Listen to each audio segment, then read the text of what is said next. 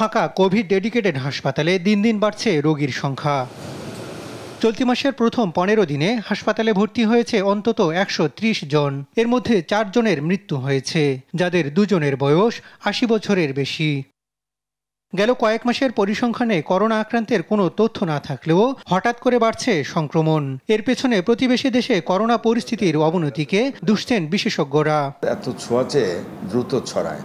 আমাদের পার্শ্ববর্তী দেশ ভারতে কিন্তু প্রচুর করোনা আক্রান্ত রোগী পাওয়া যাচ্ছে। আমি আজকে পর্যন্ত যদ্দূর খবর জানি মনে হয় 7,000 ছাড়াই গেছে। ওদের অনেক রাজ্যে হচ্ছে এবং বেশ কয়েকজন মারাও গেছে। যেহেতু পার্শ্ববর্তী দেশ, সুতরাং ওই দেশ থেকে আমাদের দেশে আসতে তো সময় লাগবে না।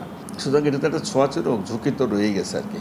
মূলত আমাদের দেশে এটা রিসেন্টলি যে ছড়াইছে, এটা আমার ধারণা যে বাইরে থেকে আসছে, ইন্ডিয়া থেকে। কোভিড-19 ওমিক্রন ধরনটিতে নতুন করে মিউটেশন ঘটায় দ্রুত বাড়ছে সংক্রমণ। তবে তা এখনও জনস্বাস্থ্যের জন্য হুমকি নয় বলে মনে করছেন ভাইরোলজিস্টরা। জীবাণুগুলো এগুলি কিন্তু সাধারণভাবেই জনগণকে কিন্তু বা জনসাধারণকে আক্রমণ করে। তার সাথে সেই লিস্টে একটা নতুন বলা যেতে পারে জীবাণু যুক্ত হয়েছে কোভিড-19।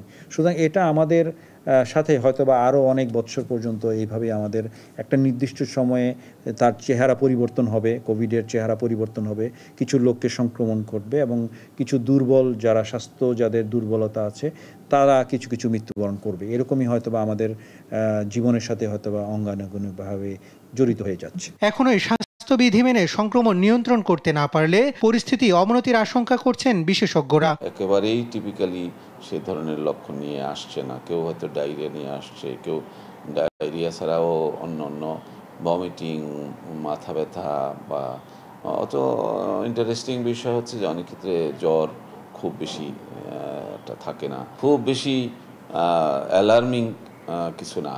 এবং সেই ক্ষেত্রে তবে প্রতিরোধ এর জন্য যে ধরনের প্রতিরোধমূলক ব্যবস্থা গ্রহণ করা দরকার সেটা অবশ্যই করতে হবে। কোভিড-19 ও ডেঙ্গুর উপসর্গ প্রায় কাছাকাছি হওয়ায় কিছুটা জটিলতা তৈরি হচ্ছে।